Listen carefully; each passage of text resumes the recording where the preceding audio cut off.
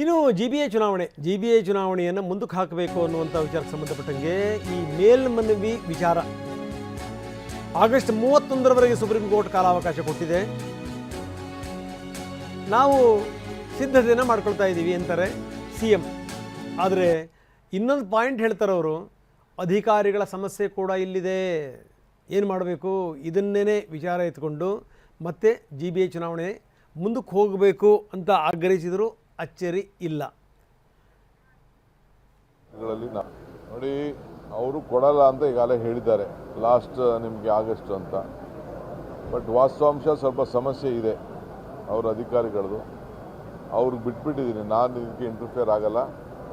ನಾವು ಸಿದ್ಧತೆ ಏನು ಮಾಡ್ಕೊಳ್ಬೇಕು, ಎಲೆಕ್ಷನ್ಗೆ ಸಿದ್ಧತೆಯನ್ನು ನಮ್ಮ ಪಕ್ಷಗಳಲ್ಲಿ ನಾವೆಲ್ಲ ಮಾಡ್ಕೊಳ್ತೇವೆ.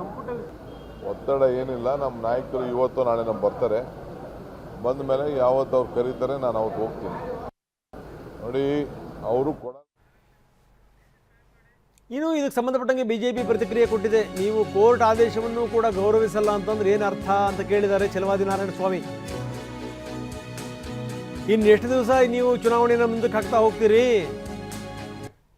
ಮುಂದುವರೆದು ಹೇಳ್ತಾರೆ, ನಿಮಗೆ ಸೋಲಿನ ಭೀತಿ ಕಾಡ್ತಾ ಇದೆ ಕಾಂಗ್ರೆಸ್ನವ್ರಿಗೆ, ಹೀಗಾಗೇ ನೀವು ಈ ಮುಂದಕ್ಕೆ ಹಾಕ್ತಾ ಇದ್ದೀರಿ.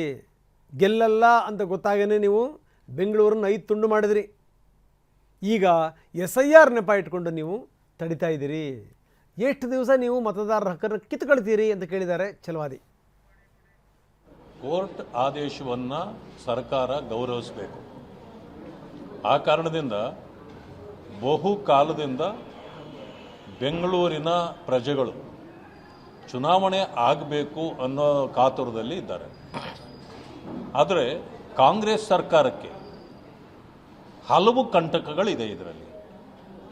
ಮೊದಲನೇದು ಅಭಿವೃದ್ಧಿ ಶೂನ್ಯ, ಎರಡನೇದು ಮಳೆ ಬಂದರೆ ಬೋಟ್ಗಳಲ್ಲಿ ಓಡಾಡಬೇಕು, ಮೂರನೇದು ಗುಂಡಿ ಬಿದ್ದ ಬೆಂಗಳೂರು, ಭ್ರಷ್ಟಾಚಾರ, ಕಸ, ಅನೇಕ ವಿಚಾರಗಳು ಹೀಗೆ ಅವರನ್ನು ಕಾಡ್ತಾ ಇವೆ.